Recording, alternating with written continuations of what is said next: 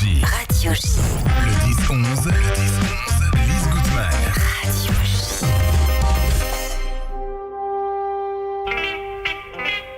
Radio J. Kaboom, l'actu BD.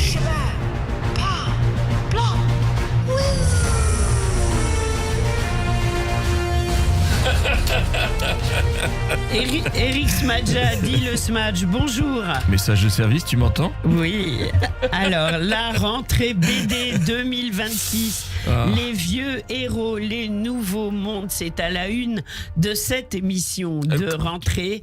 Eric, je te laisse la parole. Tu sais qu'on pourrait dire voilà l'été, mais non. Eh non, c'est fini. Enfin, pas tout à fait encore. Voilà. Ça y est, c'est la rentrée. Et à chaque année, à cette période, il y a quelque chose d'assez amusant dans le monde de la bande dessinée. Les éditeurs nous annoncent des dizaines, des centaines de nouveaux albums. Les libraires remplissent leurs tables, les festivals leur programme, et nous, lecteurs, nous regardons tout cela en nous demandant très raisonnablement comment nous allons réussir à tout lire. Alors, cette année, j'ai décidé de ne pas vous faire une liste. Je vais plutôt vous parler de ce que cette rentrée raconte. Parce que si on regarde ce qui arrive dans les librairies dans les prochains mois, on a une situation assez extraordinaire. T'as vu, c'est un mot qui revient souvent. Hein, oui, mais c'est ce qui caractérise la BD. Alors, d'un côté, extraordinaire. Mais évidemment, parce qu'on est encore des enfants, mais tu vas voir que les enfants ont bien grandi. Oui. Alors, d'un côté, on a des personnages emblématiques qui vont revenir, comme Gaston.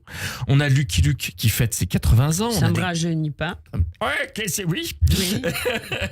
On a des grandes séries qui continuent. En fait, les héros de notre enfance refusent décidément de prendre leur retraite. Tiens, on va en parler à Macron.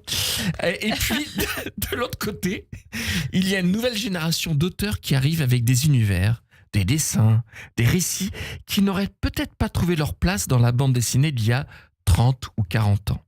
Et c'est justement là que je voudrais commencer. Pas par Gaston, pas par Lucky Luke, mais par un album dont je n'attendais pas forcément grand-chose et qui m'a véritablement surpris.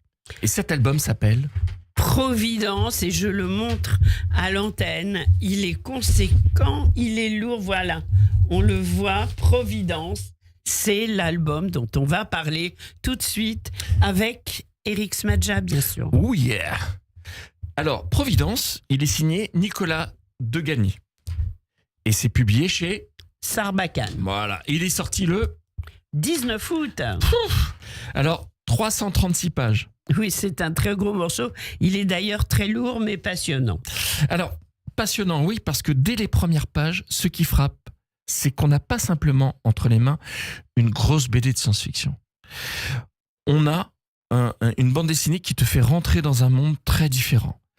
L'histoire, elle nous amène sur une planète rouge appelée Providence. Un monde réservé à une élite, les Providençins.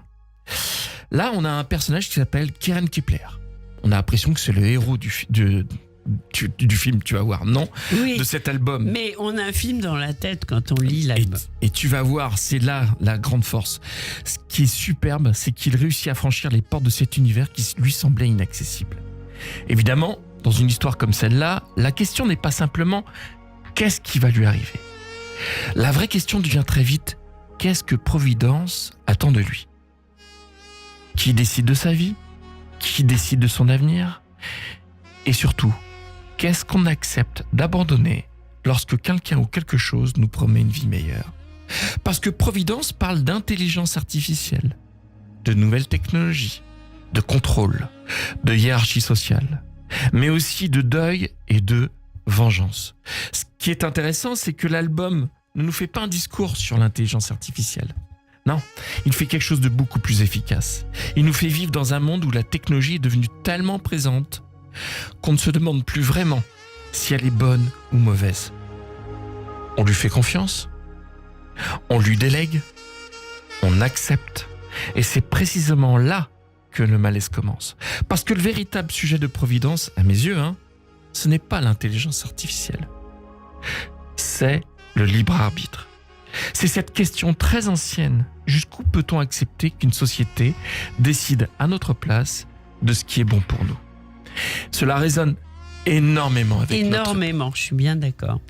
Nous sommes entourés d'algorithmes qui savent ce que nous allons regarder, ce que nous allons écouter, ce que nous allons acheter. Nous demandons à des machines de nous conseiller, de nous orienter, de nous faire gagner du temps. Et tout cela paraît merveilleux. Jusqu'au jour où on se demande, mais qui choisit ? Et surtout, qui choisit pour moi ? C'est là que Providence devient vraiment intéressant, parce qu'il ne s'agit pas d'une dystopie très lointaine. On est dans un futur imaginaire, évidemment, mais les questions sont terriblement présentes. Et puis, Le dessin, bien sûr. et là, pour moi, c'est l'autre grande force du livre. Nicolas Degany vient du cinéma d'animation. Il est passé par les Gobelins, il a travaillé dans l'animation, les courts-métrages, les trailers, les clips, la publicité et l'illustration. Regarde la cover comme elle est magique. On va essayer de la remontrer, voilà. C'est beau, hein ? Oui, très. Ça se sent. Il y a dans Providence une manière de construire les images qui donne parfois l'impression d'être devant un film. Les décors ont une véritable profondeur. Les architectures racontent quelque chose. Les couleurs installent une atmosphère. Certains plans semblent presque demander à être animés. Mais ce qui est très réussi, c'est que ce n'est jamais simplement du cinéma posé sur du papier. Degany ne fait pas semblant. Il fait un film avec cette bande dessinée. Il utilise les possibilités de la BD. Le découpage, le silence, le regard et la succession des images. C'est la manière dont une case peut soudain ralentir une scène ou au contraire nous donner une sensation de vertige. Et là, je me suis dit, c'est ce que j'aime dans la bande dessinée. Elle peut prendre quelque chose que nous connaissons déjà, ici la SF, le cinéma, les grandes dystopies, et la transformer en autre chose. Et tu sais ce que c'est ? En bande dessinée, bien sûr. Eh ouais. Et il y a cette On sensation... pourrait presque en faire un film. Hein. Oh, mais tous les ingrédients sont réunis. Oui, c'est ce qu'on ressent à ta description. Mais c'est surtout une bande dessinée qui va t'envoûter jusqu'à la Oui. dernière page et qui va te surprendre. Et puis, moi, ce que j'aime quand on ferme une bande dessinée, c'est ce qui te reste après la lecture. T'as des albums que tu refermes, tu dis « Oh, c'est bien, c'était pas bien ». Et puis, il y a ceux que tu refermes et qui continuent le chemin dans ta tête. Providence, pour moi, fait partie de cette catégorie. Parce qu'on commence par regarder une planète imaginaire et finalement, on regarde notre propre monde. On commence par se demander ce qui arrive à Keren Kepler et finalement, on se demande ce qu'on accepterait, nous, pour entrer dans une société qui nous promettait le bonheur. Et je trouve que c'est une très belle façon de commencer une rentrée, parce qu'au fond, une rentrée, c'est toujours une promesse. On nous promet de nouvelles choses, de nouveaux livres, de nouveaux films, de nouvelles histoires. Et Providence nous rappelle qu'une promesse peut toujours cacher une question. Qu'est-ce qu'on nous demande en échange ? Voilà. S'il fallait retenir un album de cette rentrée, que je n'avais pas forcément vu venir, ce serait celui-là. Providence, de Nicolas Degany. chez Sarbacane. Et puis, Et alors, donc, on peut dire que pour Eric Smadja, Providence, c'est l'album de la rentrée. Ah ouais. L'événement. c'est l'événement On l'a qui compris. te fait rentrer dans un autre monde. Tout à fait. Mais revenons sur Terre. Alors, on revient sur Terre et en même temps, pendant que tu nous décrivais cette BD passionnante, je pensais à cette jeune Française qui tourne dans l'espace en ce moment. Absolument. Et c'est très lié avec cette musique aussi que Serge nous a passé. Merci Blade Runner, Serge. c'est le love theme de Blade Runner. Bien sûr. Merci, Et Serge. merci Serge. Et on était complètement dans l'ambiance et pendant que tu parlais, je pensais à elle. Voilà, j'avais juste envie de le dire. Alors maintenant qu'on parle de la rentrée, regardons ce qui arrive parce que franchement, il y a des choses à dire, il y a Wow. du monde. Et il y a du lourd. Gaston revient. Yes, my dear. Gaston revient. C'est un personnage en publicité. Mais on n'a pas besoin de faire de la pub pour lui. Non, on le connaît, Parce que- Gaston Lagaffe. Gaston Lagaffe, c'est quand même le plus célèbre des employés qui voulait surtout pas travailler. Et il revient le 21 octobre avec le tome 23 des Booms et des Paf. Au scénario, l'excellent, l'incroyable Lewis Trondheim et au dessin Delaf. Et évidemment, derrière eux, il y a toujours l'ombre du Il y a génie Franquin, bien sûr. Alors, Parce que Franquin sans Gaston et Gaston sans Franquin, ça n'existe pas. et la question c'est laquelle, d'après toi ? Peut-on reprendre Gaston finalement ? Alors, est-ce qu'un personnage aussi intimement lié à son créateur peut continuer à vivre après lui ? C'est la question qu'on s'est posée avec tous les autres héros de bande dessinée quand leur créateur a disparu. Donc la question n'est pas nouvelle, évidemment. Elle accompagne effectivement tous ces grands personnages. Mais Gaston est un cas particulièrement intéressant. Parce que Gaston n'est pas seulement une silhouette ou un personnage comique. Gaston, c'est une manière de voir le monde. Et écoute ça, parce que effectivement, c'est le type qui refuse la logique du bureau. C'est vrai. C'est celui qui transforme une journée de travail en expérience scientifique. C'est celui qui invente une machine parfaitement inutile avec un enthousiasme absolument débordant. Et ce qui est fascinant, c'est qu'en 2026, Gaston paraît plus contemporain que jamais. À une époque où nous parlons sans arrêt de productivité, d'IA, d'optimisation, de rendement, et j'en passe, Gaston, lui, continue de nous rappeler qu'il existe peut-être une autre possibilité. Ne rien optimiser, c'est pour ça qu'on l'aime. Et puis surtout, faire une machine qui sert à rien, rêver, faire une bêtise, et surtout, continuer à imaginer. Voilà, et notre imaginaire, il revient grâce à Gaston, donc à se procurer, et puis à faire lire aux jeunes générations. Il n'y a pas que l'IA, il y a aussi le rêve, l'imaginaire. Absolument. Tout cela, on l'a dans Gaston Lagaffe. Alors maintenant, un événement, on l'a déjà évoqué, Lucky Luke à 80 ans, je n'y crois pas. Non, 80 ans. Voilà un personnage qui traverse les générations sans encombre et qui est constamment réinventé. 80 ans, il faut savoir que c'est Maurice qui le crée en 1946. Oui. Et puis, on peut dire que les scénarios majeurs sont écrits par Goscinny. Donc, non seulement c'est un des grands mythes de la BD, mais en plus, en parlant de nouveautés, le 6 novembre sort un nouvel opus, Saint Lucky Luke. C'est pour le 6 novembre, à part Jules et Agdé. Il y a une autre relecture du personnage aussi, qui est parue il y a quelques mois par Mathieu Bonhomme, qui est juste pour moi exceptionnelle. Il y a des expositions, il y a une série télé, des livres audio, une comédie musicale et tout un programme autour de cet anniversaire. Alors évidemment, on pourrait se dire... Lucky Luke, 80 balais, bon anniversaire. Mais ce qui m'intéresse davantage, c'est une autre question. Pourquoi est-ce qu'on a encore envie de lire Lucky Luke ? Parce que, si on pense, c'est assez peu commun. Un personnage qui est créé en 46 qui continue à être lu par des enfants dont les grands-parents lisaient déjà les aventures. Mais bien sûr, C'est The Poor Lonesome Cowboy. Maurice n'est plus là. Hein ? The Poor Lonesome Cowboy is still there. Oui. Goscinny n'est plus là. Et ce personnage Continue, il avance. Continue son avancée, c'est incroyable. Mais parce qu'on a un rapport à l'humour, on a des personnages qui sont aussi emblématiques, parce que Lucky Luke n'est pas seul. Mais oui. Il y a une pléiade de personnages qui vont l'accompagner. Il y a Rantanplan, il y a Fil de Fer, il y a toute cette galerie de personnages. Rantanplan, c'est pour ceux qui ne savent pas, c'est son chien et qui a une position importante dans l'histoire à chaque fois. Dalton aussi, attention, Oui. les Dalton, c'est pas n'importe quoi. Non, c'est pas n'importe quoi. Mais ce qui est génial, c'est qu'on a un rapport au western et un rapport à l'histoire américaine. Et aussi, on a une manière de faire rire avec des personnages qui sont parfois des caricatures. Et cet exercice est très difficile parce que transmettre sans simplement reproduire, c'est ce qui rend les albums intéressants à observer. Parce que à travers Gaston et Lucky Luke, on voit finalement une question beaucoup plus large. Que fait-on de notre patrimoine ? Eh oui. Est-ce qu'on le conserve ? Est-ce qu'on le transforme ? Est-ce qu'on le laisse tranquille ? Ou est-ce qu'on accepte de le faire vivre avec le risque de le voir changer ?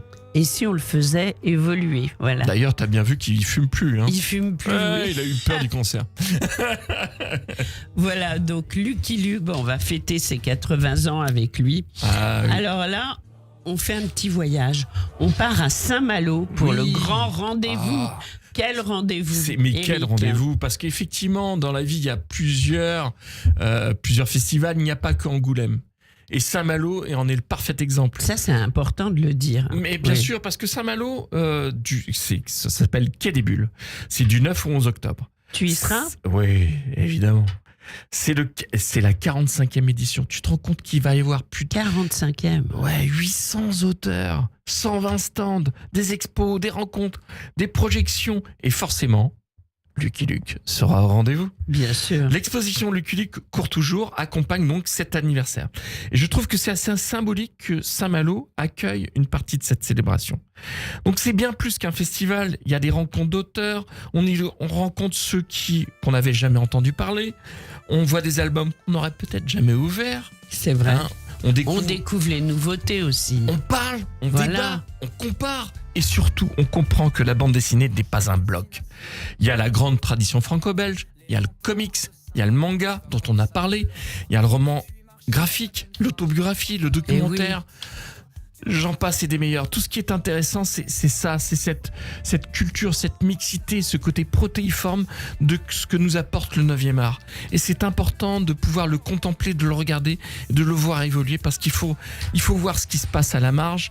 Et ce festival en est le parfait exemple. Alors justement, les grands auteurs sont toujours là. Et justement, cette rentrée ne se contente pas de faire revenir les personnages historiques. Les grands auteurs sont aussi du rendez-vous. Le 2 octobre, Manu Larsenet, l'excellent Manu Larsenet, j'ai oublié, revient avec C'est l'Insensé. bien de le dire, oui. Et ouais, Alors, il revient avec l'Insensé chez Dargaud, bien sûr. Et tu sais qu'il a quand même eu l'année dernière le prix Will Eisner. Oui, bien sûr. Donc c'est vraiment... On en avait parlé d'ailleurs. C'est Ouais. une très grande pointure. Et ce que j'aime chez lui, c'est qu'il peut être brutal, il peut être intime, il peut être sombre.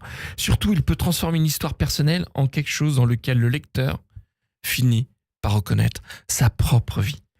Bon, quelques jours plus tard, plus léger, Enrico Marini revient avec le 9e tome, Les Aigles de Rome.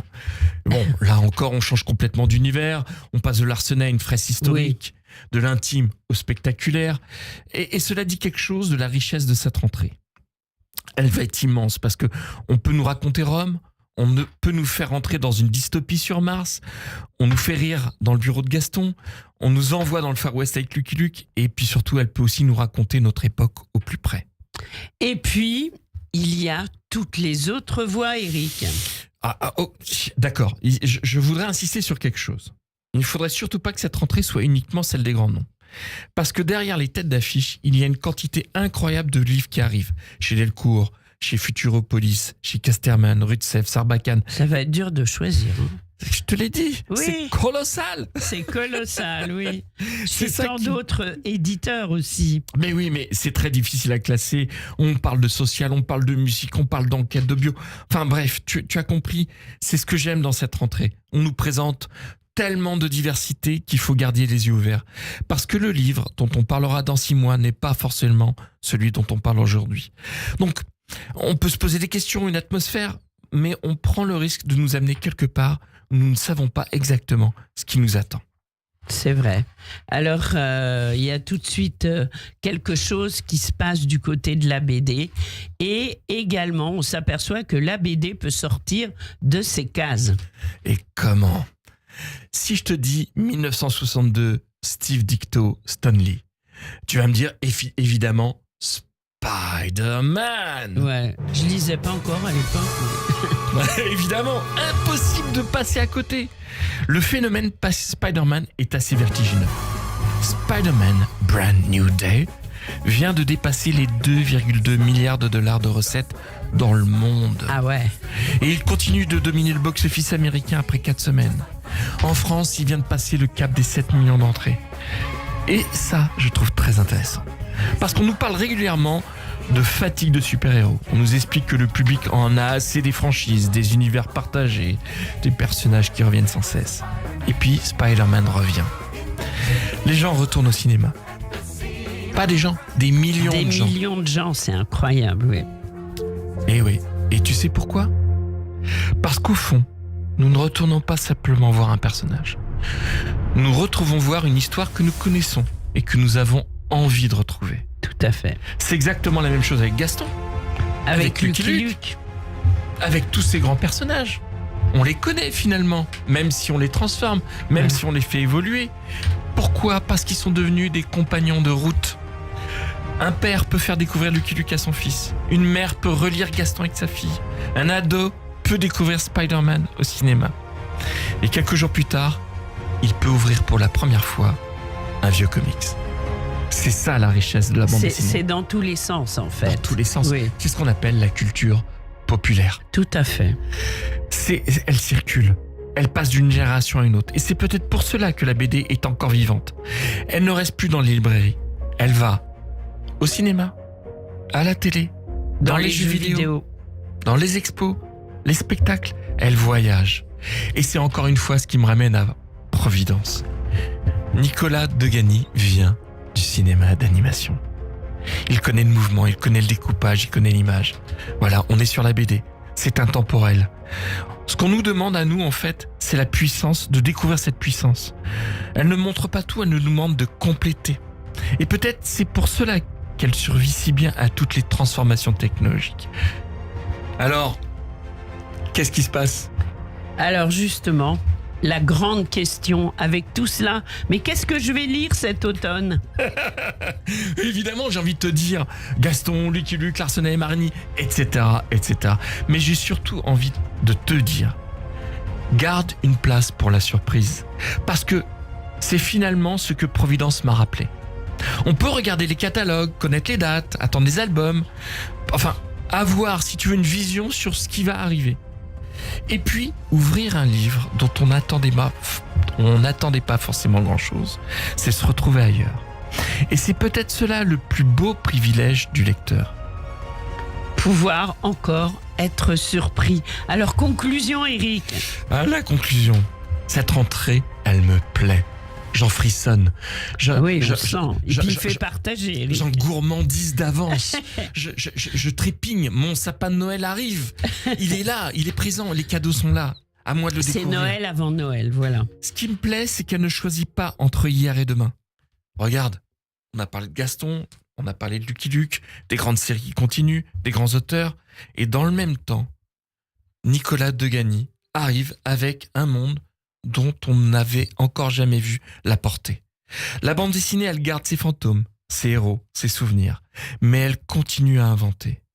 Et finalement, c'est peut-être que c'est ça une bonne rentrée. Ce n'est pas trouver ou retrouver ce qu'on aime, c'est découvrir quelque chose qu'on ne savait pas encore aimer. Alors, si je dois commencer quelque part, commencer peut-être par Providence, c'est une planète rouge, une société parfaite et une IA. Et derrière tout cela, une question qui, elle, est bien réelle. Jusqu'où sommes-nous prêts à laisser quelqu'un d'autre décider de notre bonheur ? Eh ben, tu vois, moi, cette question, c'est celle-là que j'ai ramenée de ma lecture. Peut-être que c'est pour cela que j'aime tant la BD. Parce qu'une bonne BD ne se contente pas de nous raconter une histoire. Elle nous laisse quelque chose. Une image, une phrase, un personnage, une inquiétude, parfois même un souvenir. Et puis, on referme le livre. Merci beaucoup, Eric Smadja, pour cette très très belle chronique de rentrée. On te retrouve également dans le Smadge. Oui, alors ça y est, ça reprend. Ça reprend dimanche. Alors si je pourrais effectivement clôturer très vite. Bonne rentrée à tous. Surtout, lisez de la bande dessinée, car il y a encore des mondes que nous ne connaissons pas.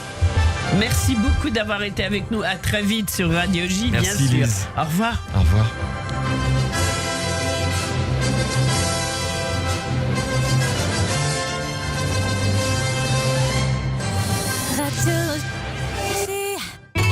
Venez célébrer Tishri 5787 avec Judaïsme en mouvement. Rosh Hashanah du 11 au 13 septembre, Yom Kippour les 20 et